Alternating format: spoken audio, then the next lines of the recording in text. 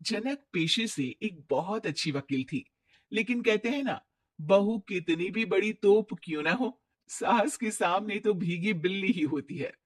अरे जनक, क्या बात है? आज रोटी नहीं मिली अभी तक। ये तेरा कोर्ट नहीं है जो आज फैसला ना हुआ तो कल की तारीख मिल जाए। रोटी तो रोज वक्त में चाहिए। हाँ। माँ जी, रोटी तो कब की बन गई। मैंने आपको कहा तो खाना खाने के लिए, आपने शायद सुना नहीं होगा। ओहो हो, जज नहीं हूं मैं तेरे कोर्ट की, सास हूं सास। कोई दलील फालतू की मत देना यहां। बहुत जानती हूं मैं इन वकीलों को। अपनी बात ऊपर रखने के लिए झूठ बोलने में जरा भी नहीं सोचते। तभी वहां जनक के ससुर आ जाते हैं। अरे भाग्यवान, क्यों बेचारी के काम को कोसती रहती है हमेशा। मैं भी तो था वहां जब ये आई थी तुझे रोटी खाने को बुलाने के लिए। सास को तो अब गुस्सा आ जाता है कि कैसे किसी ने बहू की साइड ले ली। अरे वाह जी वाह। वो तो मैं जानती थी कि कोई ना कोई गवाह तो ये पेश कर ही देगी। पर मैं तो अब सीधा खाना खाकर सोने जाऊंगी। मुझे आदत नहीं है किसी से बहसा बहसी करने की।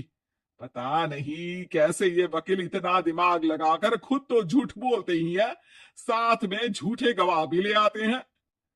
जनक को सास के ताने सुनने की अब आदत सी पड़ जाती है। एक दिन जनक वकील की ड्रेस पर काला कोट पहनकर कोर्ट के लिए निकल ही रही होती है कि अरे कहाँ चली काला कौवा बनकर? टोक दिया ना। अब कोर्ट तो वकील वाली ड्रेस पहनकर ही जाऊंगी ना। वाह भाई वाह, दामिनी तो मैंने भी देखी है। सन्नी पाजी ने ऐसा ही कोट पहना था और कहा था कि तारीख पर तारीख, तारीख पर तारीख। मतलब कि कोई बात करनी है तो बोलिए, वरना वक्त नहीं है मेरे पास खराब करने के लिए। अरे पता नहीं तुझ में क्या देखा मेरे बेटे ने, सारा दिन वकीलों वाली बहस करती है, भोली भाली सास के साथ। अच्छा सुन, जो इतनी बहस मेरे आगे करती है ना, जरा अपने बॉस से कर ले, जो 1 साल भी ना हुए तेरी शादी को और काले कपड़े पहना दिए।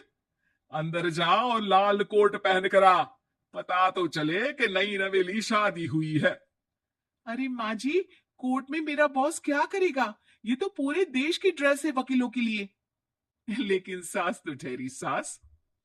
अच्छा, तो कोई जरूरत नहीं है 2-4 साल कोर्ट जाने की। शादी थोड़ी पुरानी हो जाए तब इजाजत दे दूंगी मैं तुझे काले कपड़े पहनने की। अब क्या था, मन मारकर जनक को लाल रंग का कोट पहनकर कोर्ट जाना पड़ता है। उसके जाने के बाद आहा, बड़ी आई पूरे देश की ड्रेस की बात करने वाली। अरे पहना दिया ना लाल कोट।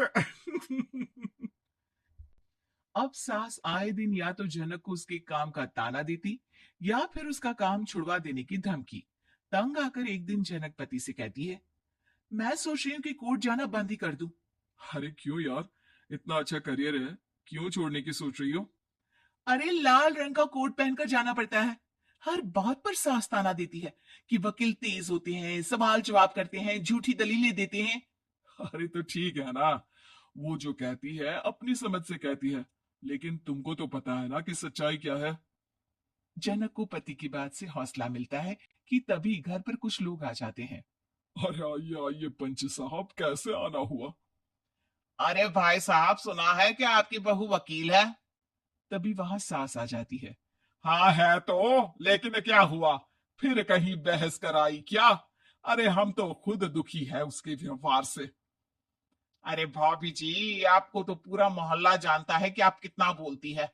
फिर हम यहाँ बहू रानी की कोई शिकायत नहीं, बल्कि अपनी परेशानी लेकर आए हैं। ससुर जी खुश हो जाते हैं। हाँ हाँ, मैं भी बहू को बुलाता हूँ। जनक वहां आती है, सबको नमस्ते करके बैठ जाती है। बहू रानी, हमारे गांव में बड़ी मुसीबत आ गई है। अब तो पूरे गांव की जिम्मेदारी मानो तुम्हारे कंधों पर है। अरे ना ना, इससे तो घर की जिम्मेदारी पूरी नहीं होती। ये गांव की जिम्मेदारी क्या लेगी? भाभी जी, आप चुप हो जाओ। यहाँ पढ़े लिखे लोगों की बात हो रही है। आप जाओ, जरा रसोई से सबके लिए चाय लेकर आओ। मैं कॉफी लूंगी। हाँ हाँ, वकील साहिबा के लिए कॉफी। सास सर पैर सब पटक कर वहां से निकल जाती है। बहू, गांव में पानी नहीं आ रहा है। पड़ोसी राज्य ने हमारा पानी रोक रखा है। हम्म, इसका मामला तो बड़ी कोर्ट में चलेगा पंच जी, लेकिन ऐसा क्यों? वो राज्य हम लोगों से पानी के पैसे मांग रहा है। अब आधे गांव में पानी की सप्लाई खत्म हो गई है बहुरानी। अच्छा पंच साहब, बात गांव की है तो मैं जरूर केस लड़ूंगी। यहाँ एक बार फिर सास की एंट्री हो जाती है। अरे वाह जी वाह, ये काम करवा लो, आप हमारी बहू से बहुत अच्छा करती है। मैं हूं सीधी सादी सास। इस लड़की ने कैसे लड़ लड़ कर मुझे साइड कर रखा है, ये तो अब आपको पता चल ही जाएगा। अरे भाभी जी, आपकी आवाज तो पूरे गांव को सुनाई पड़ती है जब आप बहू रानी को सुंदर वचन सुना रही होती है। अरे वकील बहू मिली है, फक्र करो फक्र। हाँ जी हाँ, सारी फकर तो हम लोग ही करें। खैर, अब जो केस लड़ेगी और पानी गांव में आ जाता है तो पंच साहब लिख कर देना होगा कि हैंड पाइप में सबसे पहले मेरी बाल्टी और घड़ा भरेगा। अरे फिर तो हम बहू रानी के नाम पर घर पर ही सप्लाई दे देंगे, लेकिन ये इतना आसान नहीं है। बहू, गांव के पास अभी वकील करने की भी पैसे नहीं है तो। अरे पंच साहब, ये मेरे गांव का मामला है, मैं आपसे एक भी पैसा नहीं लूंगी। सास को बहू की बात पर गुस्सा आ जाता है, लेकिन सबके जाने के बाद झनक मन लगाकर गांव की परेशानियों को दूर करने में लग जाती है। और वो दिन भी आता है कि झनक केस जीत जाती है। अरे आज तो प्लम्बर आकर घर तक पाइप लगा गया है।